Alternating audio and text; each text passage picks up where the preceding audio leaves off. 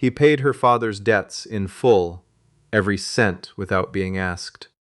To her, he was a hard, silent stranger who had purchased the right to her labor in the unforgiving timber country of northern British Columbia. But she didn't know the truth that had quietly driven him down from the mountains. He was the only person in the world who still remembered her name. The autumn of 1887 came early to the Nechako Valley, arriving not with the gradual cooling of a season turning but with a sudden punishing frost that killed the last of the kitchen garden overnight and left a thin skin of ice across the horse trough by morning. For Hector and Ruth Callender, that frost was simply the latest cruelty in a long string of them. Their homestead, 2 cleared acres of rocky soil at the edge of a vast spruce forest west of Vanderhoof, had been slowly bleeding them dry since the mill fire 3 years prior had taken their only reliable source of cash income and left them with nothing but a deed to land that didn't want to be farmed and a debt ledger that had grown thick with compound interest. The man who held that ledger was named Prescott Dunn. He operated out of a narrow office above the hardware store in town, a fastidious man who wore city clothes in the backcountry and kept meticulous records of other people's desperation. Dunn held the Callender mortgage, along with a promissory note for the equipment loan and a second note for the emergency feed Hector had been forced to buy the previous winter when the hay crop had rotted in a wet autumn. On the last Tuesday of October, Dunn arrived at the homestead in a hired buggy with a company solicitor seated beside him, both men looking profoundly out of place against the dark wall of spruce trees at the property's edge. Inside the cabin, standing very still beside the cold iron cookstove, was Sylvie Callender. She was 22, with her mother's pale gray eyes and her father's stubborn jaw, and she had spent the last 3 years managing the household accounts with the quiet precision of someone who already knew the numbers didn't add up but kept checking them anyway, on the chance that she had made an error. She had not made an error. She watched through the wavy glass of the single front window as her father, hat in hand, walked out to meet the 2 men from town. His shoulders had the particular set of a man who had rehearsed an argument he already knew he was going to lose. Dunn's voice carried through the thin walls without effort. He was not a man who shouted. He simply spoke in the flat, even tone of someone to whom the outcome was already settled paperwork. The notes are 90 days past due, Hector, all 3 of them. The mill hasn't reopened, and it isn't going to. I've been patient with you because I am a patient man by nature, but patience has a limit, and yours ran out at the end of last month. A pause. The solicitor's pen scratched against something. I'll take the land and the outbuildings. You can keep the mules and whatever's in the root cellar. That's a fair settlement given what you actually owe. Ruth made a sound from behind Sylvie, a small, involuntary sound, quickly suppressed.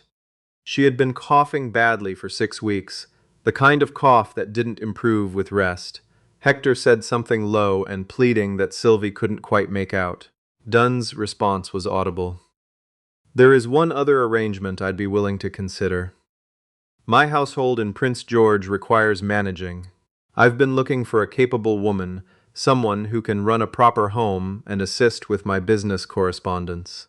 A 5-year contract of domestic employment for your daughter would satisfy the debt entirely and allow your family to retain the property. Sylvie's hands went very still on the edge of the stove. She knew what a 5-year contract with Prescott Dunn would look like in practice. She had heard enough from other women in the valley to understand that domestic employment, in his particular usage of the phrase, was a structure designed to keep a person perpetually in debt to the man who held the contract. You never quite paid off the room and board deducted from your wages. You never quite earned enough to leave. Before her father had gathered the breath to answer, a sound cut across the yard. It was horses, more than one, moving at a deliberate pace down the track from the main road, 3 of them. A big roan stallion in the lead, ridden by a man who seemed almost too large for the animal, though the horse moved beneath him without complaint, steady and sure-footed on the frozen mud. The rider wore a canvas work coat stiff with wear and a wide-brimmed hat pushed low over his face. He had the kind of stillness in the saddle that comes not from ease, but from absolute self-containment. The stillness of a man who has spent years in country where unnecessary movement draws the wrong kind of attention. Behind him came a pack horse loaded with bundled furs, the pelts dark and dense in the cold morning light. Sylvie had seen him once before, the previous spring, passing through on his way north. She had not learned his name then. She learned it now because Dunn said it, and the way he said it, with a very slight tightening around the eyes, told her it was a name that required a particular kind of respect. Sutter. The man on the roan pulled up between Dunn's buggy and Hector Calendar and looked down at the scene with the unhurried attention of someone who had arrived already knowing what he would find. His name was Ransom Sutter. In the settlements strung along the upper Fraser and into the Nechako country, he was known as a trapper and a timber scout, a man who wintered alone in the high country north of the Omaneka Mountains and came down twice a year to trade. He was somewhere past 40, though the years had weathered him in ways that made the precise number difficult to read. The scar along his left hand was from a trap spring, badly set. The one across the bridge of his nose was from something else that no one had ever asked about directly. He did not look at Dunn. He looked at Hector. "I heard the terms," he said. His voice was low and had a rough, unhurried quality to it, like a river moving over stone. "This is a private matter, Sutter," Dunn said. Ransom reached into the inside of his coat and withdrew a cloth roll. He leaned down from the saddle and placed it on the fence post nearest to Dunn's solicitor without ceremony. The solicitor, reflexively, unrolled it. His expression shifted. Inside were banknotes. Old ones, well-handled, but legitimate. He counted quickly, quietly, and then looked up at Dunn with a small nod. "There's $460 there," Ransom said. "Enough to cover the mortgage arrears, the equipment note, and the feed loan, with the interest to date." He straightened in the saddle. "The debt is settled. The Calendars keep their land." "And in exchange?" Dunn asked, with the precise neutrality of a man recalculating. "He gives me the girl's hand," Ransom said, "legal and proper, with the family's consent. She'll be clothed and fed and protected, better than what she'd find in your house in Prince George." Inside the cabin, the world went entirely quiet for Sylvie. She was aware of her mother's hand finding her arm, gripping it hard. She was aware of the frost on the inside of the window glass and the sound of her own breathing. Her father was weeping. She could see his shoulders. She had never seen her father weep before in her life. Not through the mill fire, not through the drought, not through any of it, and something about that fact made the moment feel very final. Dunn took the money. He and the solicitor drove back down the track without another word. Ransom Sutter dismounted and walked to the cabin door and knocked, which Sylvie thought was an odd thing for a man to do after what had just occurred in the yard. She opened the door. He was very tall. He filled the doorway without quite touching either side of it. Up close, his eyes were a particular shade of dark brown, steady and direct, and they looked at her without any of the measuring quality she had braced herself for. "Pack what you need for a long ride," he said. "We'll travel north today. I've got a cabin up past the Nechako headwaters. It's 4 days out in good weather. You'll want your warmest things." "Why?" Sylvie asked. The word came out before she could consider whether it was wise. He paused. "Because the weather won't hold." It was not the answer she had meant to ask for, and they both knew it. But he turned and walked back to his horses, and Sylvie stood in the doorway of her parents' home for a long moment before going to pack her bag. She took her warmest coat, a change of clothes, her mother's small sewing kit, and a tin photograph in a cardboard sleeve that she had kept on the shelf above her cot since she was a child. She did not look at it. She simply tucked it in with the clothes, and did not allow herself to think about what it meant that she was bringing it. The journey north was hard in the way that all honest travel in that country is hard, not dramatically, not with sudden crises, but with a grinding, sustained physical demand that stripped away everything that wasn't necessary. They rode from first light until dark each day, following a route that Ransom seemed to carry in his body rather than in his head, navigating by landmarks that meant nothing to Sylvie and everything to him. A particular bend in a frozen creek, a lightning-struck pine on a ridge, a notch between two hills that looked, from a distance, like every other notch between every other hill. He did not speak much. When he did, it was practical. Information about the trail ahead, instructions about the pack horse, a quiet observation about the weather. On the second night, they camped in a stand of spruce beside a creek that was only partially frozen, black water running fast in the center channel. Ransom built the fire with an efficiency that made it look effortless. 4 movements and it was lit, and he had the cook pot over it before Sylvie had finished tying the horses. She watched him and thought about the strange arithmetic of what had happened. A man she did not know had paid $460 for her company, and so far his primary interest appeared to be in keeping a fire going and checking the weather. On the third morning, crossing a high open muskeg where the wind came from the northwest and had real intent behind it, Sylvie's fingers went numb inside her gloves. She didn't mention it. Ransom noticed anyway. He pulled the roan alongside her horse without a word and reached over and took her hands, both of them, and held them between his own for a long moment. His hands were warm in a way that seemed improbable given the conditions. When he let go, the feeling had come back to her fingers. "Thank you," she said. He nodded and moved back ahead on the trail. That was the extent of their exchange for most of that day. On the fourth afternoon, the trail dropped down from a long open ridge into a sheltered river valley, and Sylvie saw the cabin. It was built against a low granite bluff on the eastern side of the valley, backed by a stand of mature Douglas fir.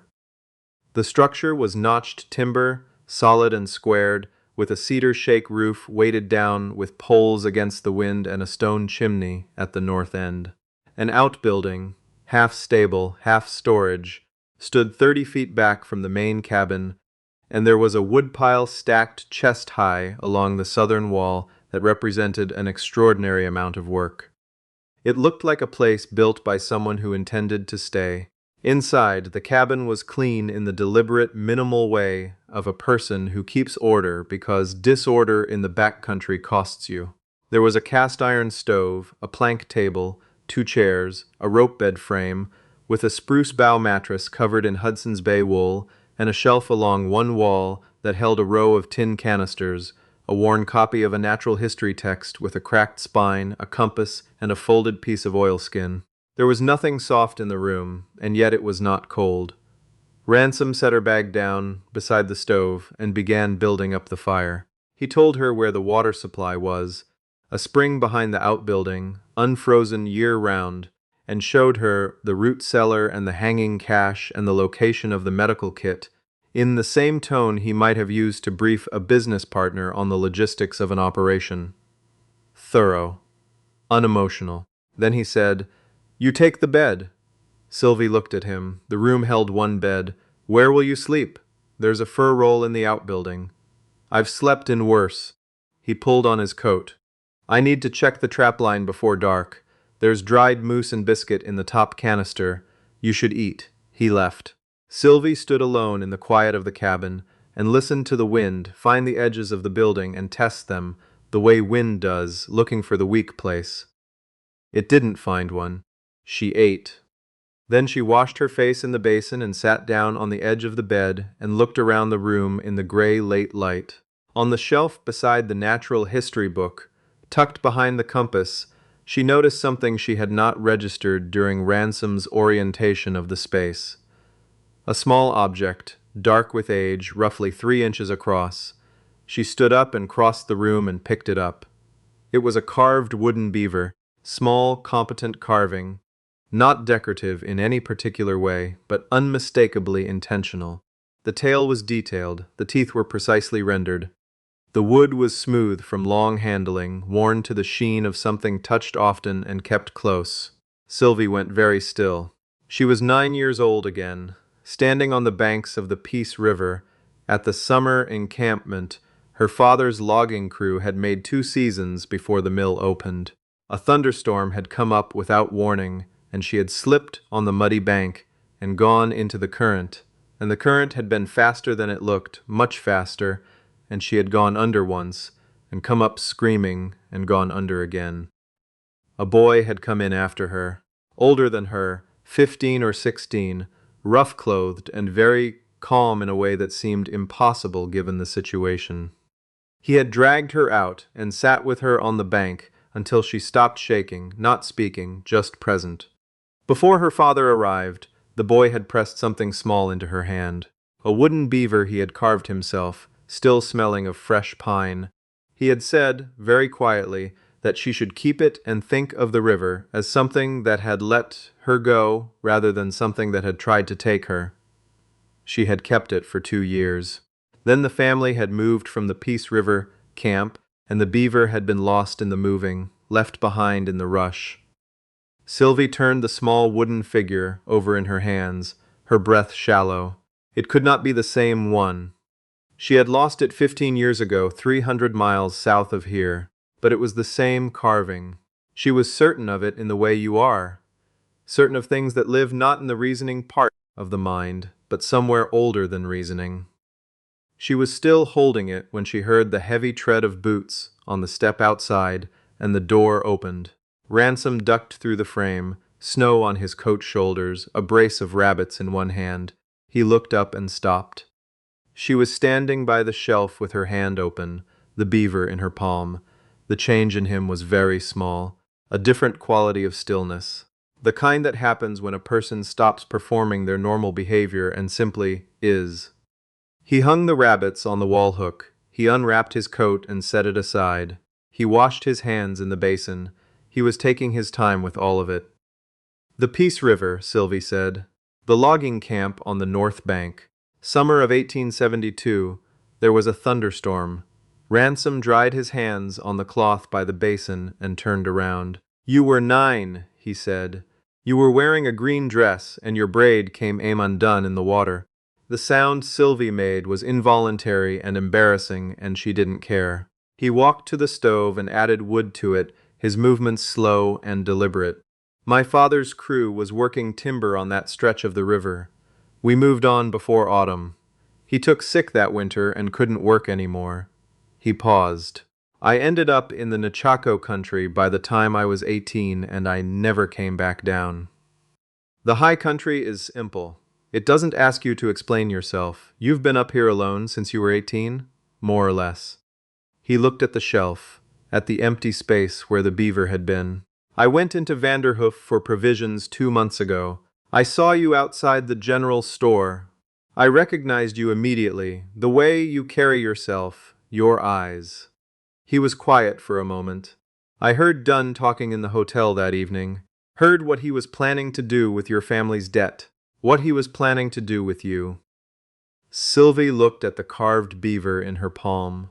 The weight of what he had done, what he had spent, what he had risked, what he had quietly decided on her behalf, without her knowledge, settled into her chest and became something she had to breathe around. "You gave everything you had," she said. "Furs and cash are renewable," Ransom said. "There's more where that came from." He moved toward the door. "Keep the beaver. It was yours to begin with." He went out to see to the horses, and Sylvie stood alone in the warm cabin with the small carved animal in her hands and thought about what it meant to be found by someone who had been looking for you without quite admitting, even to himself, that that was what he was doing. Winter in the Nechako headwaters was not subtle. It came with a ferocity that required your full attention simply to survive it. And in the practice of that survival, something was quietly and persistently built between the 2 people in the cabin. Ransom taught her how to set and check a trapline without losing fingers to the cold. How to read the sky for the difference between a storm that would pass quickly and one that intended to stay. How to render fat for the lamp. How to pack a wound with what was available when what was available was limited. He was a good teacher, direct, patient, not given to repetition, trusting her to learn a thing once she had been shown it. She taught him, in turn, that a cabin could be made more than functional if you understood what comfort actually required versus what it merely suggested. And she taught him that silence between two people did not have to be the absence of communication. By February, they had found a language of small things, who started the stove in the morning, who tracked the weather, whose judgment was deferred to on which subjects. It was not an equal arrangement in every respect, and Sylvie did not pretend that it was. But it was honest, and honesty in a confined space through a hard winter is worth more than most things. He was not demonstrative. She had understood that about him quickly. He expressed things through action rather than statement. The way he placed her share of the food first. The way he always checked the horses were settled before coming inside himself. The way he had once, when she burned her hand on the stovepipe, simply held the back of her hand between his palms for 10 silent minutes until the pain had receded. But late in February, when a 3-day blizzard trapped them indoors, and they had exhausted the natural history book and the checkers set and all practical conversation, she had looked up from the mending she was doing by lamplight, and found him watching her with an expression she had not seen on him before and could not entirely name. It was not the measuring look she had feared at the beginning. It was something that had the quality of conclusion, of a person arriving after a long journey at the place they had been heading. She held his gaze. He looked away first, which was unusual enough that she remembered it afterward.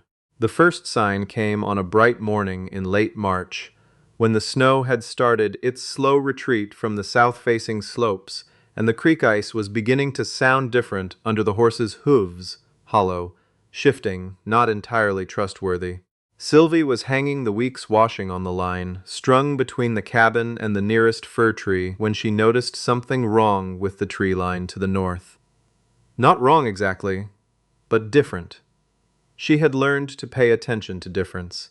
A shape that didn't belong, a movement at the wrong speed, a silence where there should have been bird noise.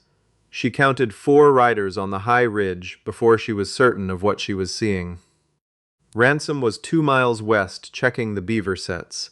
The Winchester was inside above the door. Sylvie dropped the washing and walked, not ran. Running announces itself, back to the cabin. She took the rifle down and checked the load with hands that were not quite steady, and then steadied them, because they needed to be. She took the box of .44 cartridges from the shelf and put a double handful in her coat pocket. Then she drew the bolt on the door and stood to the side of the window and looked out. The 4 riders had come down off the ridge and were picking their way along the creek toward the cabin. She recognized one of them, not by name, but by association. He had been in the yard at her parents' homestead the day Dunn had come to collect. He'd been standing by the solicitor's buggy. His name, she would learn later, was Collier, and he worked for Prescott Dunn in the particular capacity that Dunn preferred not to name directly in written correspondence. Dunn had not accepted the settlement as final. "Sutter!" The voice that called out from the yard was rough and carried a performance of authority that didn't quite convince. "We know you're in there. Dunn holds a writ of recovery on the Callender girl. She comes with us. Sutter keeps his life and his trap line, and we're all square. Make this easy." Sylvie looked out the side window and assessed. 4 men, 3 of them she didn't know. Collier was at the front. Their horses were still moving, not settled. They hadn't committed to staying yet. That was information. She thought of what Ransom had told her in the first weeks, in his matter-of-fact way, about the mechanics of her situation. "You're not a debt anymore. You're a person with legal standing. A writ of recovery is not a writ if the original contract was fraudulent, and Dunn's domestic contracts are fraudulent by construction. Any magistrate in the territory would confirm it. He knows this, which is why he didn't pursue it through the courts. He had told her that, like someone confirming the weather, she had understood it to mean, if Dunn came, he would not come through the courts. She levered around into the chamber and opened the side window 2 inches. "Mr. Dunn doesn't hold a writ," she called out, keeping her voice even and deliberate. "He holds a fraudulent document that wouldn't survive scrutiny in front of any magistrate in British Columbia. The debt was settled lawfully and witnessed. You're trespassing on private property, and I'll thank you to turn your horses around before this conversation goes somewhere worse." A pause. Collier looked at the man beside him. "She's alone," that man said, quietly, but not quietly enough. "Then Sutter should have thought of that before he left her," Collier said. They dismounted. Sylvie had hoped they wouldn't, but she had planned for it. She aimed at the frozen ground, 3 feet in front of Collier, and fired.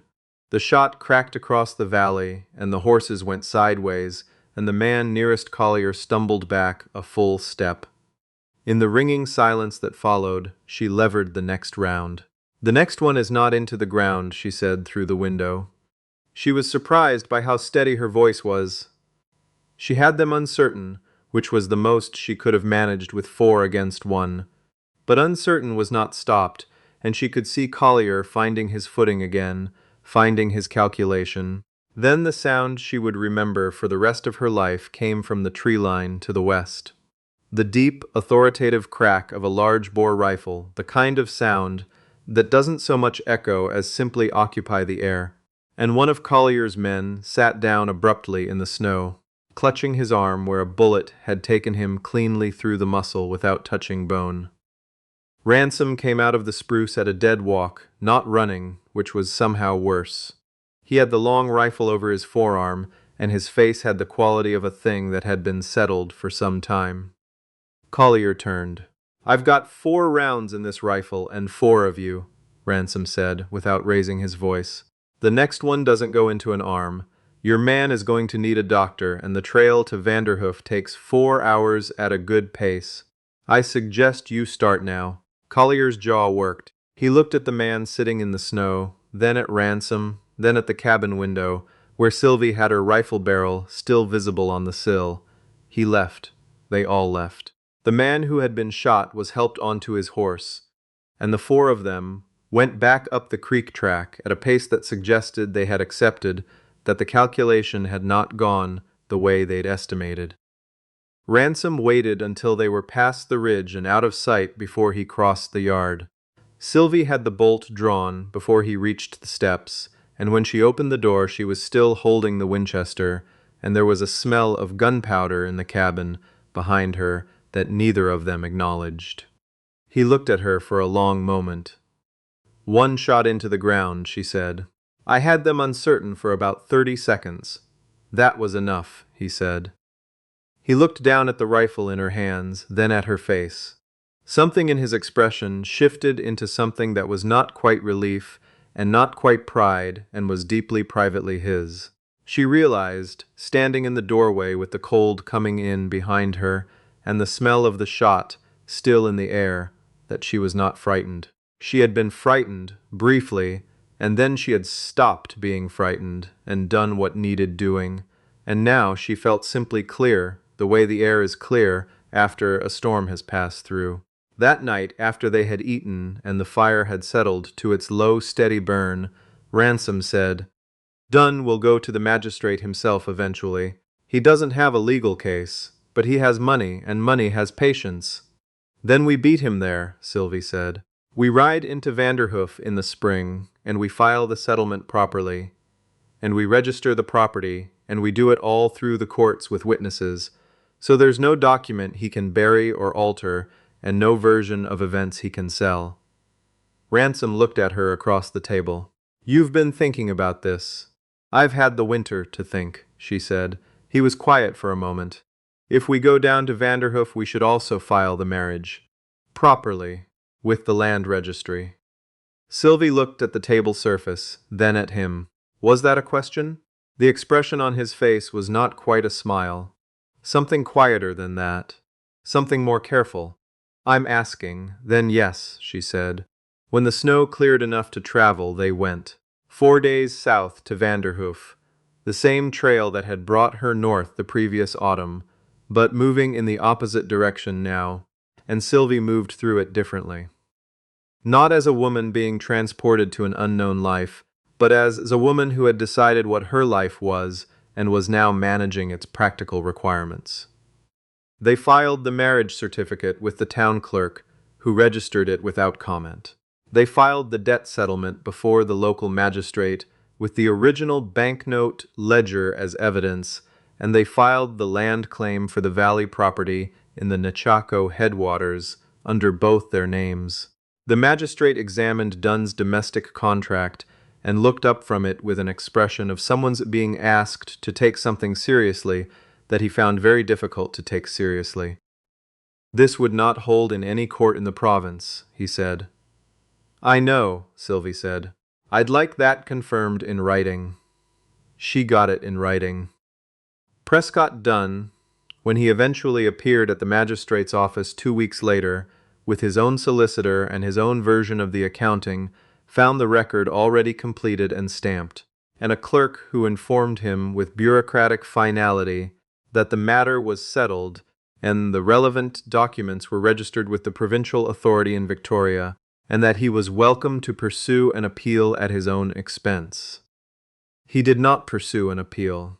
Sylvie and Ransom were back in the Nechako Valley by the time the last of the snow had gone from the south slopes, and the alpine wildflowers were coming up on the benches above the river in the extravagant, brief way they do at that latitude, as if they understand they don't have long and intend to be completely committed to the time they have. On a morning in early June, while Ransom was replacing the roof shakes on the outbuilding, Sylvie sat on the step of the cabin with the small carved beaver in her hand and looked out across the valley. The river at the valley bottom was high and fast with snowmelt. The same quality of sound the Peace River had made that summer afternoon 15 years ago when she had gone into the current and a stranger had come in after her. She had not told him yet that she remembered the river differently than he might assume. Not as the worst moment, but as the moment that had made her understand, at 9 years old, that the world contained people who would come into the current without being asked. She had spent 15 years watching for that quality in people and finding it rarely. She had not expected to find it again in the form of $460 placed on a fence post in the front yard of her parents' failing homestead.